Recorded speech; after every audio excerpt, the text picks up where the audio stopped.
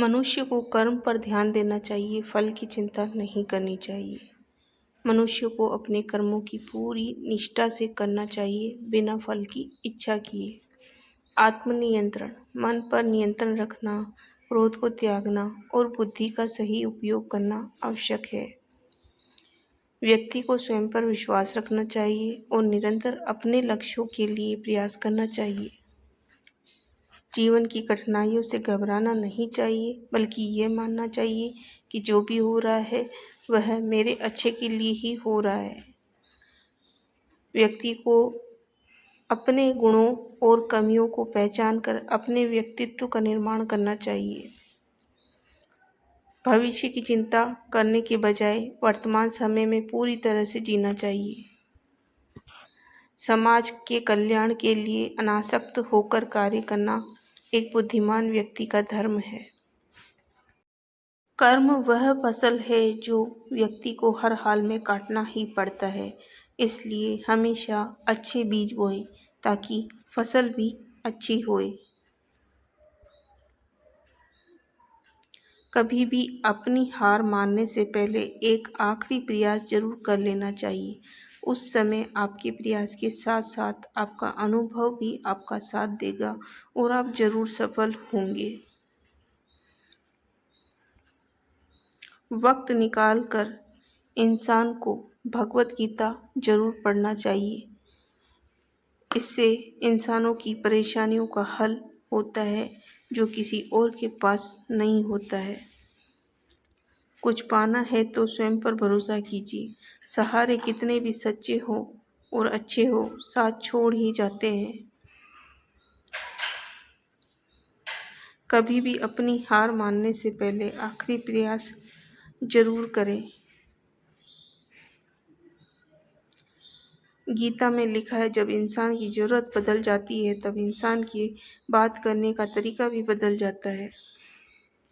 अपना दुख किसी को नहीं बताना चाहिए, क्योंकि लोग पहले दुख सुनते हैं और पीठ पीछे हंसी उड़ाते हैं। जीवन में कुछ भी करो, बस एक बात याद रखना, अगर सत्य का साथ है तो ईश्वर का साथ सदा आपके साथ है। तेरे गिनने में तेरी हार नहीं, तू आदमी है अवतार नहीं। गिर उठ चल फिर भाग, क्योंकि जीत संक्षिप्त है, इसका कोई सार नहीं। जो चीज़ गलत है वो गलत है। चुप रहकर कायर बनने से अच्छा है कि यहाँ बोल कर बुरे बन जाओ।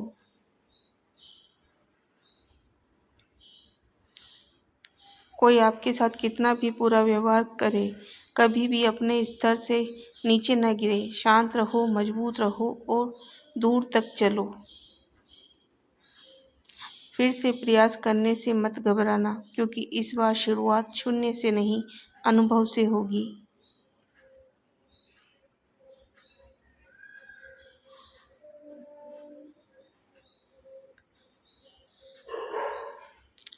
परेशानी आए तो ईमानदार रहे, धन आ जाए तो सरल रहे, अधिकार मिलने पर विनम्र रहे और क्रोध आने पर शांत रहे। यही जीवन का प्रबंधन कहलाता है।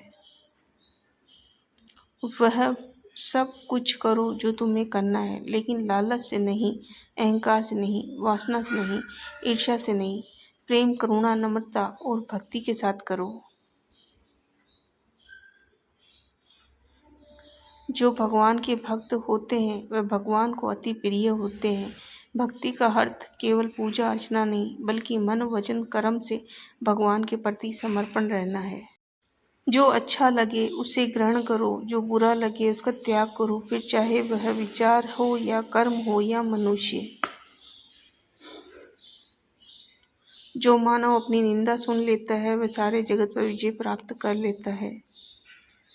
भाग्य का लिखा कोई छीन नहीं सकता, और अगर विश्वास ऊपर वाले पर हो तो वो भी मिलेगा जो तेरा हो नहीं सकता। मुझे जानने का केवल एक ही तरीका है, मेरी भक्ति। मुझे बुद्धि द्वारा कोई न जान सकता है न समझ सकता है। भगवान श्री कृष्ण ने अर्जुन से कहा है, पार्थ, जन्म लेने वाले प्राणी की मृत्यु उतनी ही निश्चित है जितना हर मृत व्यक्ति का जन्म निश्चित है। इसलिए कौन्तेय, जो निश्चित है उस पर शोक मत करो।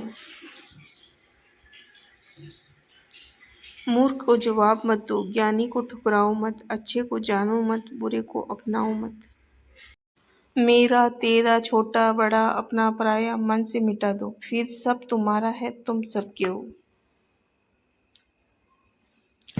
विचारों की शक्ति। आप जैसे विचार करेंगे वैसे ही हो जाएंगे। अगर अपने आप को निर्मल मानेंगे तो निर्मल हो जाएंगे, और निर्बल मानेंगे तो निर्बल हो जाएंगे।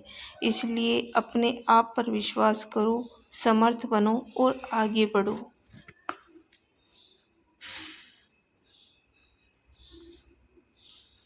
भगवान ने कहा है, निष्पाप अर्जुन, मैं पहले ही बता चुका हूँ कि आत्मा साक्षात्कार का प्रयत्न करने वाले दो प्रकार के पुरुष होते हैं। कुछ इसे ज्ञान योग द्वारा समझने का प्रयत्न करते हैं तो कुछ इसे भक्ति में होकर समझने का प्रयास करते हैं। जो भक्ति में होकर समझने का प्रयास करते हैं वे निश्चित ही आगे बढ़ते हैं। हमेशा अपने कर्म पर अपना दिल लगाए रखो, ना कि उसके फल पर। जो मन को नियंत्रित नहीं करता उसके लिए मन शत्रु के समान कार्य करता है। इसलिए अपने मन को सदा नियंत्रित रखो। हे पार्थ, तुम्हारी सबसे बड़ी शक्ति तुम्हारा मन है। इसे जहाँ लगाओगे सफलता पाओगे। हे पार्थ, कोई कोशिश सफल हो या न हो, परंतु हर सफलता का कारण भी कोशिश ही होती है। बुराई बड़ी हो या छोटी हमेशा विनाश का कारण बनती है, क्योंकि नाव में छेद छोटा हो या बड़ा, नाव को डुबो ही देता है। खुद का आकलन स्वयं करें।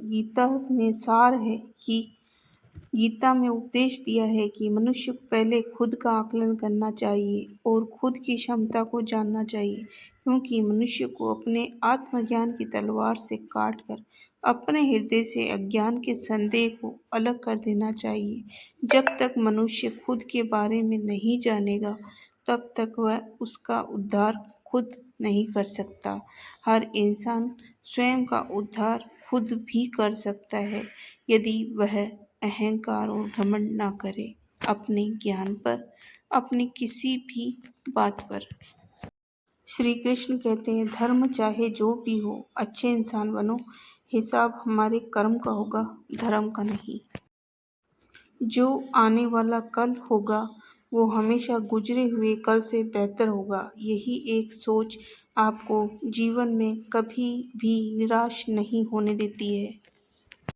अपनी किसी भी पीड़ा के लिए संसार को दोष मत दो, अपने मन को समझाओ। तुम्हारे मन का परिवर्तन ही तुम्हारे दुखों का अंत है। मनुष्य का मन इंद्रियों के चक्रव्यूह के कारण भ्रमित रहता है, जो वासना, लालच, आलस्य जैसी बुरी आदतों से ग्रसित हो जाता है। इसलिए मनुष्य को अपने मन और आत्मा पर पूर्ण नियंत्रण होना चाहिए। जिस प्रकार अग्नि स्वर्ण को परखती है, उसी प्रकार संकट वीर पुरुषों, वीर आत्माओं को परखता है और मजबूत बनाता है।